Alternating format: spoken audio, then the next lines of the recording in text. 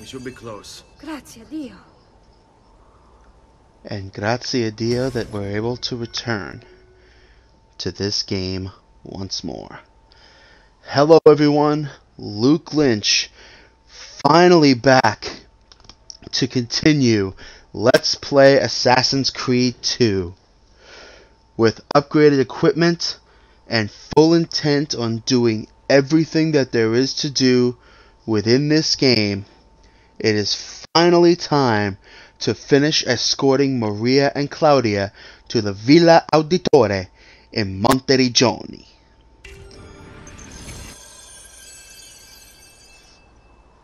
All right, this way.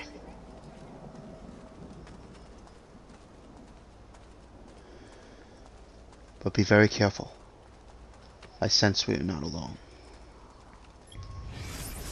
I also sense that we have a database entry that we need to read. People.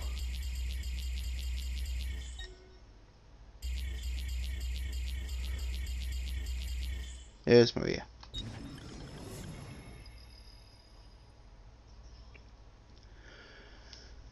I grow tired of these walls that surround me, and am bored with safety.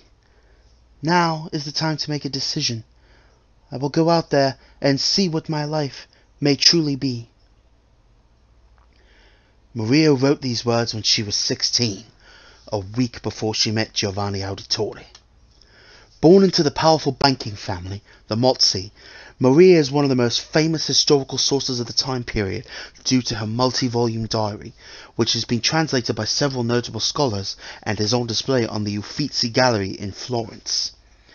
With funding from her parents, Maria opened up a bakery in the courtyard of her family palazzo, which she transformed into an artistic gathering place. It was there that she met a man with such conviction I found myself rooted to the spot, unable to look anywhere else. That man was Giovanni Auditore. Maria and Giovanni were married in 1450. Maria's diary entries continue for the next few decades, describing her patronage of several up-and-coming artists and her trials as a mother, at which point she abruptly abandoned her writing, to the disappointment of historians everywhere.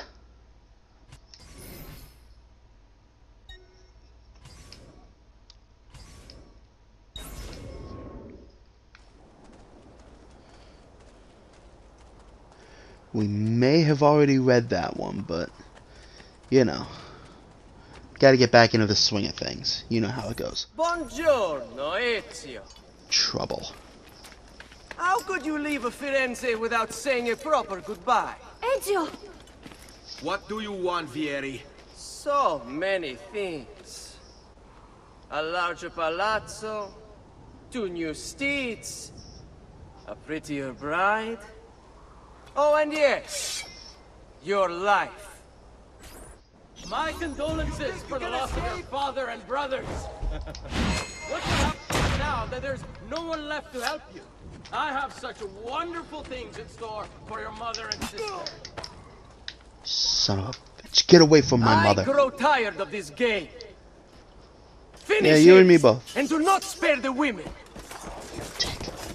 What what's sorcery this? is this? My thoughts exactly. Not sorcery, boy. Skill. Show yourself. As you wish. Here, use this. Kill them! Kill them all! Yeah, you better run.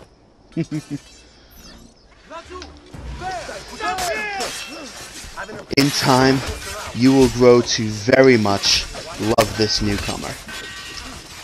Those of you who are familiar with the voice acting world, he is voiced by the genius Fred Tatasciore. And he is absolute gold in this role.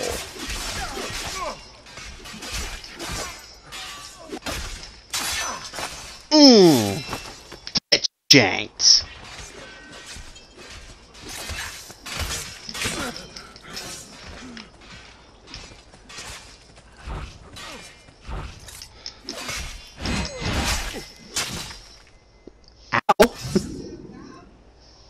saw that, right? Thanks. Keep the sword, Ezio. Do I know you from somewhere? Don't you recognize me? It's a me, Mario! Mario. It's been too long, you... I heard what happened in Firenze. Terrible. Come, let's get you all away from here.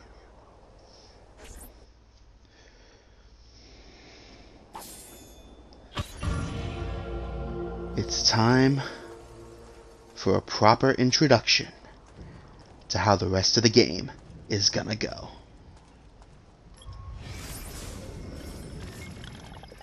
But first, a quick primer on Monteriggioni. Built in the 13th century by the overlords of Siena, Monteriggioni was actively involved in the defense of Tuscany against Florentine attempts to gain more territory. At the front of this conflict was the Auditore family, who became the city's rulers and protectors. It was the Auditore family who constructed Monteriggioni's famous walls, which can still be seen today. Although standing in opposition to Florentine desires, the Auditore had cordial relations with the Medici family, largely due to their collective Florentine roots.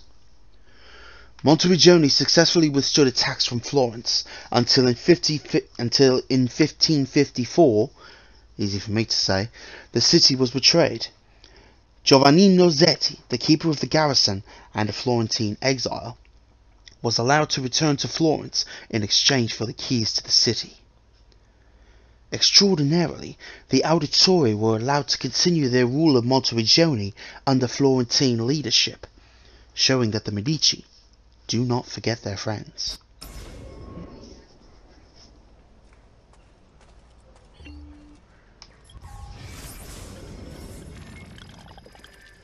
And of course, it's a me, Mario!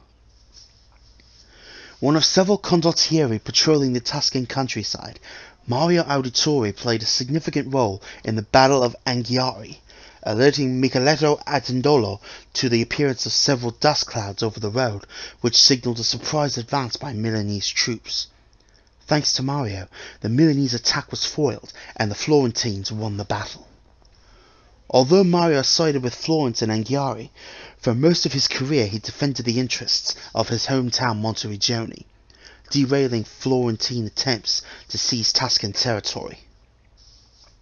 While Mario's younger brother Giovanni moved to Florence in 1454 to pursue a career in banking, Mario stayed at the family's villa in Monteriggioni, stating in a letter to Giovanni that he preferred fighting like a man to filling out balance sheets.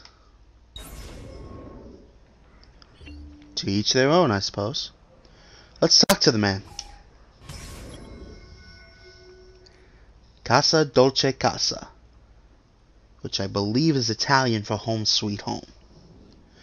Explore the Villa Auditore with Mario.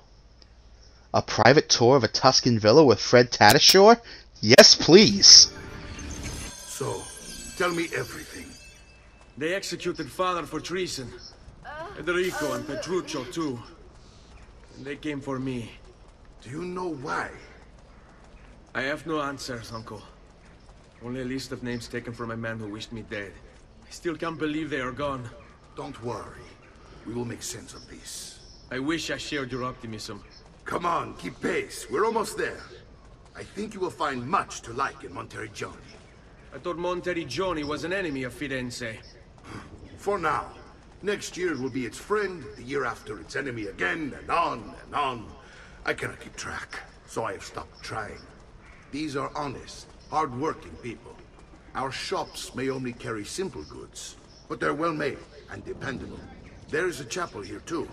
The prete seems a nice enough fellow, but I have never been much of a believer. Did you know the Villa Auditore is almost 200 years old? It was built by my great-grandfather, a strange man who carried all kinds of secrets. Keep your eyes open, and you might discover a few of them yourself. With all the fighting that's been going on, this place has started to get a bit rough around the edges. I wish I could do something about it, but I just don't have the time or money to fix things up. Guess that's life, huh? That's life! That's what all the people say. Very timely database interruption for me to be able to make that joke. Anyway, primer on the Villa Auditore. Also, Rebecca says one of those strange glyphs Sean mentioned is on this landmark. You should go find it. I believe it's on the main tower that juts out at the middle. Either there or it's on the corner of the building. The map I have says it's on the corner. Anyway. Constructed in 1290, the Villa Auditore is an important medieval predecessor to early Renaissance architecture. The villa's wonderful symmetry and ordered geometry were a revelation for its time. Excuse me. Not only concerned with aesthetics, Domenico Auditore, Ezio Auditore's great-grandfather, designed his home to double as a fortress and training ground, looking out over both the city that it protects and the Tuscan plains. After a Florentine attack in 1320 left the facade damaged, the present facade was erected and a painting gallery was added to the interior. Domenico was more than just an architect and a warrior. He was also a skilled engineer. Recently discovered hidden compartments and rooms with mechanisms blocking entry are several unique features of the building that make it a technological marvel, as well as an architectural one. Here we are. Casa Dolce Casa. I was right. So, what do you think? It's most impressive, Uncle. She's seen better days, I suppose. Believe me, I'd have her shining again if only I had the time. Now that you have had the tour, Nipote, you should go and outfit yourself. My men in the market are expecting you. Return here when you're finished, and we'll begin. Begin? Begin what? I thought you'd come here to train. No, Uncle. I came here to escape Firenze. And I intend to take my family further still. But what about your father? He'd want you to finish his work. What work? My father was a banker. Wait, he did not tell you? I have no idea what you're talking about. Ma che me combini, Giovanni? Where to even begin? Go and fetch the gear in the market. It will give me time to think. But that's that. We'll talk more later. Some spending money should you need it. And if you find yourself in need of rest, I've prepared a room for you on the top floor of the villa. Grazie, Uncle.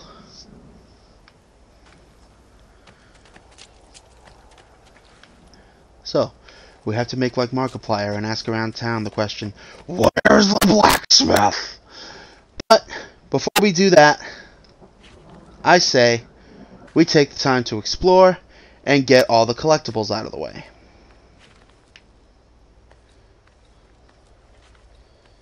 Yeah, this place has definitely seen better days. Domenico Auditore is spinning in his grave right now.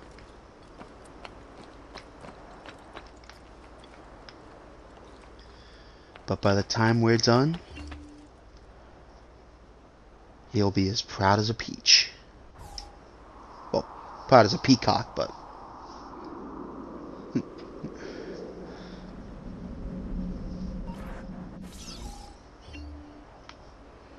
Alright, now we can find our way around. 14 of 73 viewpoints synchronized. Now that's across the entire game, so don't freak out. First things first. I say we go investigate that glyph. And there it is. 12/21/2012. There's that date again.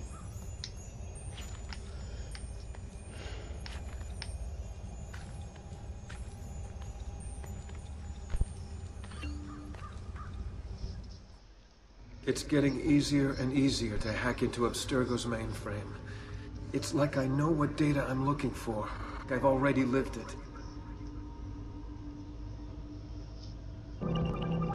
Subject 16. Yeah, man, I think he's starting to lose it. Its open mouth delivers the kiss of death. Well, I'd say that pretty aptly describes a bazooka leading the young to their end. There's a whole picture of soldiers in World War II. And of course, they were very young, be they draftees or volunteers.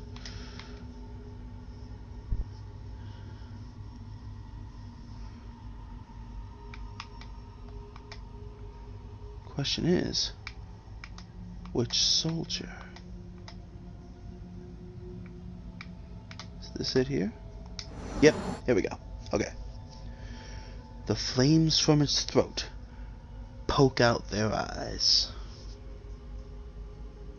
Oh, there was also a hidden message there that in the last photo that was written in hexadecimal form.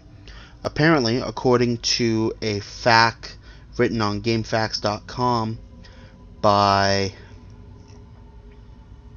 Warfreak, it translates out to Antikythera mechanism, much older than 150 years before Common Era.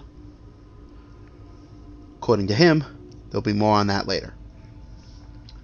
But now, poke out their eyes. What could this mean?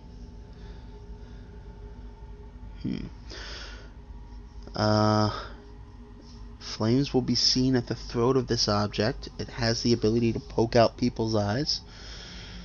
Well, I see a whole bunch of bayonets in there. They would pretty well fit the description. Also, there's a Caesar cipher in here somewhere. Here it is. Caesar Numerian cipher here, number cipher here, that reads as follows: Ancient city, Rajasthan, India, irradiated by Peace of Eden.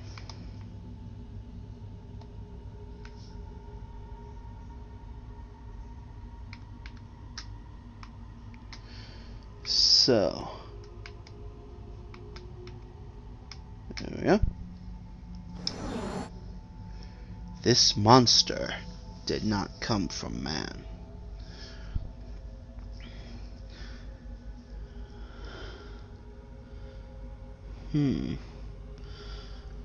Now, obviously there's a cannon-like object in this photo. And there's a demon here who'll be There's a demon here over on the side. He's got a face on his chest. And what does this look like in his hand?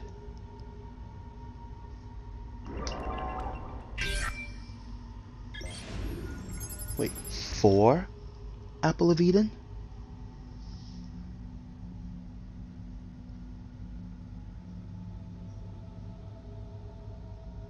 How many of these things did they make?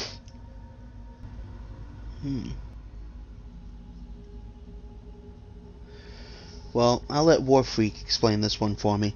Yeah, actually, I'll let him do most of the explaining for the implications behind these glyphs. Go look up his FAQ on Assassin's Creed 2. It's on Game Thoughts. What? That's an entirely different thing. Oh my god! I can't even believe I just said that. Game Thoughts. What is that? I don't even want to know. But yes, go look up his FAQ on this game on GameFAQs.com. It's an excellent read. He gives you very, very precise knowledge about where to go and what to do, and he delves surprisingly deep into the implications behind a whole bunch of these puzzles.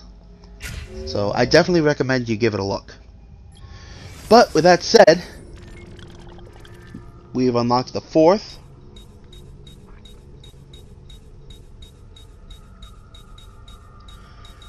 of 20 video files. So there are 20 glyphs in the game.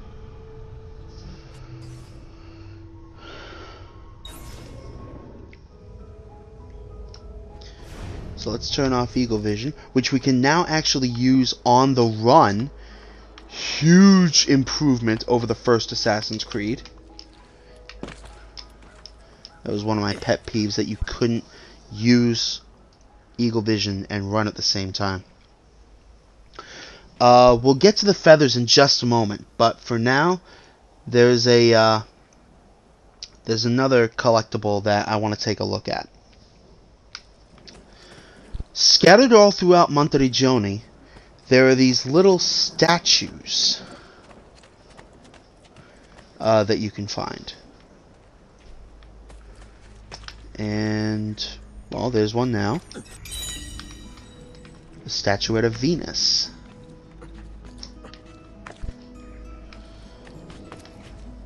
And then over here, I believe somewhere on the side of this building. Oh, there's a chest. We'll get to those later. Where is this? Oh, it's on the other side. Okay.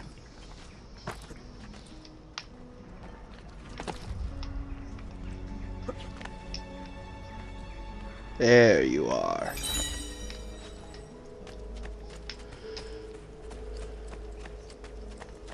Anyway, there's the Mars statuette.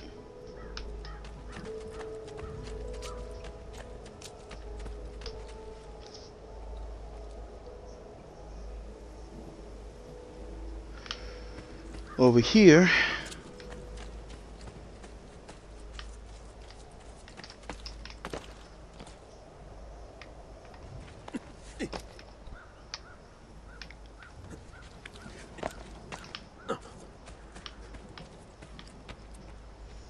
there you are. There's a statuette of Pluto. Venus, Mars, Pluto. Those of you who are versed in your Roman history will know that those are the names of several gods from the pantheon of Roman mythology. Venus is the goddess of love, Mars is the god of war, and Pluto is the god of not necessarily death. He's not necessarily death, but he's basically the ruler of the underworld.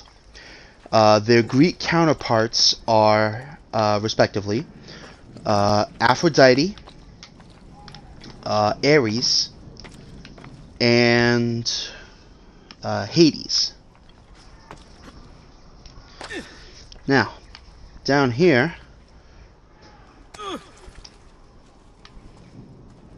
I believe it's over here.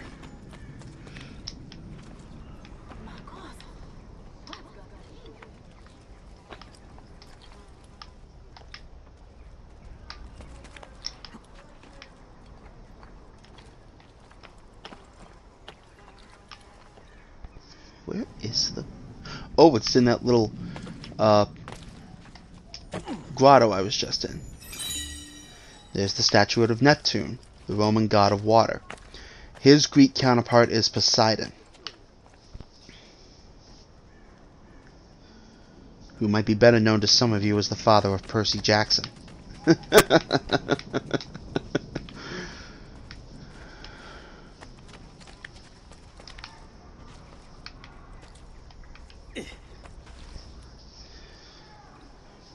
Now if we come over here to this back of the church, you can see it up there. Jupiter statuette acquired. Jupiter is the head god in the Roman pantheon. Those of you who don't already know, his Greek counterpart is Zeus. Now, I will admit to not knowing much about Jupiter, but Zeus, well, let's just say he had a bit of an addiction. A weakness, if you will.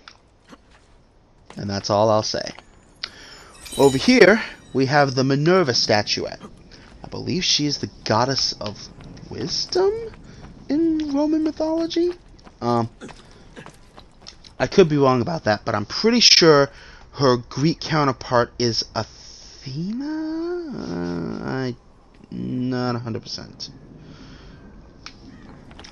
Minerva and this next one that we're about to grab, I'm kinda iffy on. I don't know much about either of them, including their Greek counterparts. Here's the next statue we're gonna get. This is Diana. Someone pulling stunts like that. I do, however, know, at least on the Greek side, exactly what this next one's job is. And this is the last statue that we grab. The statue of Apollo. I'm not sure of his role in Roman mythology, but in Greek mythology, and he has the same name in both Grecian and Roman pantheons, he is the god of the sun, responsible for it coming up in the morning and setting at night. Now that we have all 8 statuettes, we can place them in specific locations at various points around Villa Auditore. Over here is one such location.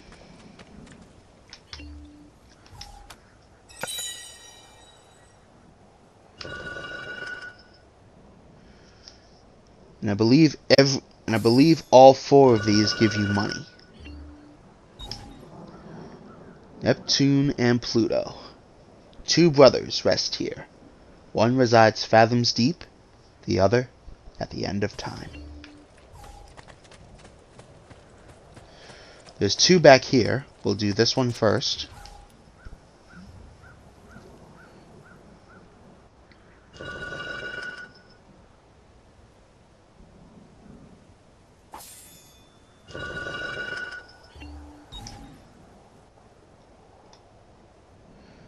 Here sits the king of all Olympus, and beside him stands wisdom to guide his rule. So, I guess I was kind of right, because Minerva is the goddess of wisdom, and in Greek mythology, Athena is the goddess of, I believe, wisdom, and if Rick Riordan is to be trusted, battle strategy.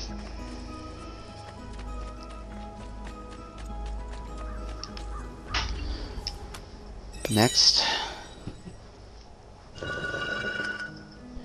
Sorry, don't mind the squeaking. I'm just getting comfortable. Diana and Apollo. Together, but never touching. One sleeps while the other rises. Yet both watch over us. So I do not know what Diana's Greek counterpart is. I will look that up and have the name on screen pop up now. But apparently Diana is the goddess of the moon. She is to the moon what Apollo is to the sun. And now we go to the final place, which of course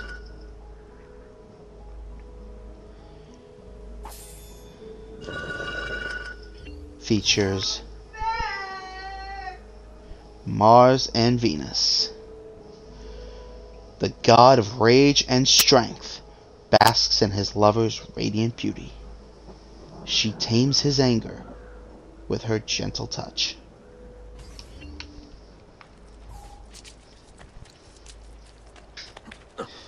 And now, before we end this video off, let's go collect some feathers.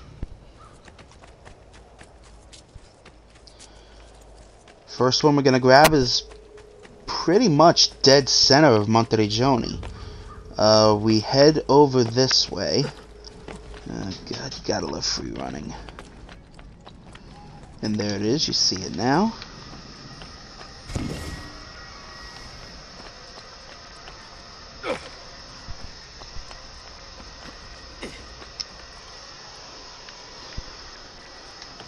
Next, we go, I believe, to the walls of Monteriggioni. Could be wrong. Haven't played this part of the game in a bloody long time.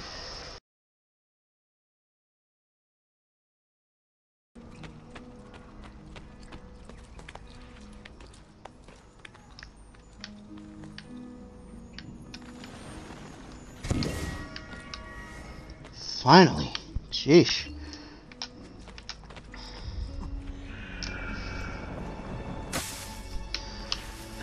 Alright. The last 2 feathers require us to venture outside of Monteriggioni. So, if we head off to the west, this was never my favorite part about exploring Monteriggioni. Having to go this far out of my way. And now, for the very last collectible in Monteriggioni.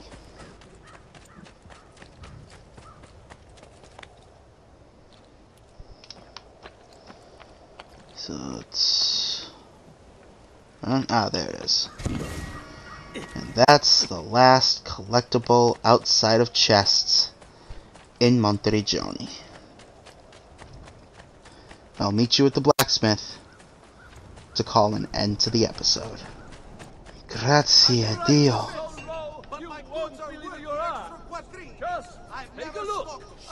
Well, we may as well buy the stuff we need before we end the episode.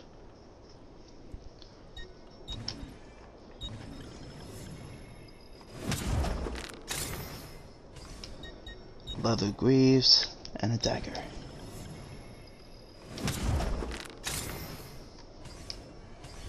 Come again, please.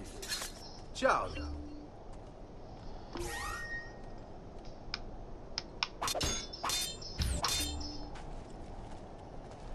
And as you can see, we now have more health. Oh, and the doctor. May as well get that out of the way. I distilled an elixir of lead and pomegranate, ideal for the liver. Lead and pomegranate, my god. Diagrams of the human body and the printing press influenced Renaissance medicine greatly, which had in turn been influenced by Arabic medicine during the Middle Ages. By the 15th century, science had already begun its slow climb toward becoming more relevant than spirituality in the field of healthcare.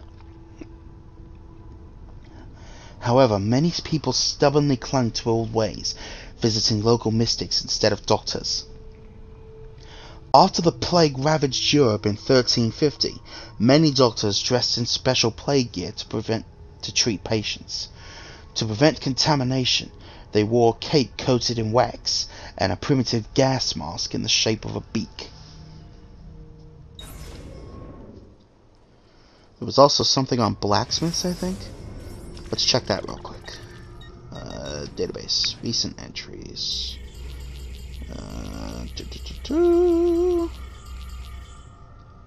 There was caravan travel. Travel in the Renaissance was not the disgusting ordeal it is today. Instead, it was merely terrifying. The countryside was filled with bandits, causing most travelers to move in armed groups called caravans. Anxious voyagers usually sew valuables and gold into the soles of their shoes or the lining of their jackets. Guides called vetturini were sometimes hired to help plot the route of the caravans and book rooms at local inns, but those some of them were characters, alright, but those carriers were often working with the bandits. Just like travel agents today. Oh lord. Locations.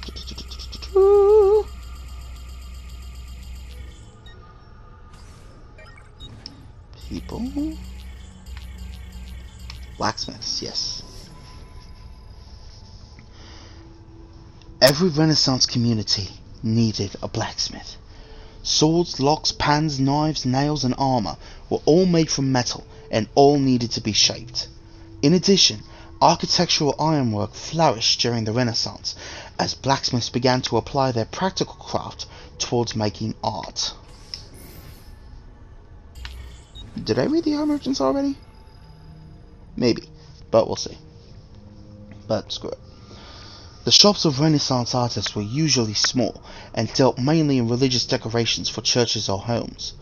Artists were not considered visionaries as they are today, but were treated merely as craftsmen, just like carpenters and blacksmiths. The production of art was usually cooperative. The head of the shop was the master, who received commissions and oversaw the assembly of the painting. He was expected to be a businessman and turn a profit, usually creating copies of whatever religious paintings were in vogue at the time.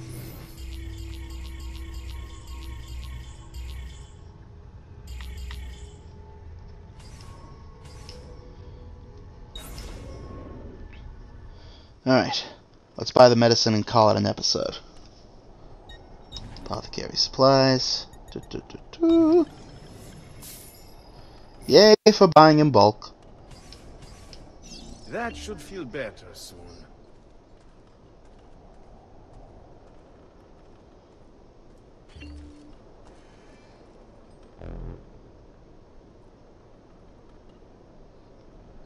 Come, don't be shy. Oh, and that's the end of the mission. Cool. Okay. Not much better time than this to call an end to the episode. Medicine pouch acquired, dagger acquired, greaves acquired, and all collectibles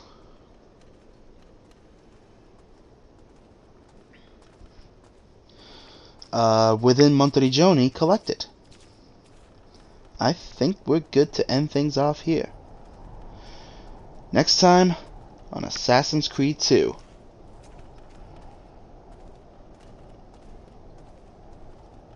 We will begin our training that will take us through the rest of the game. See you guys then.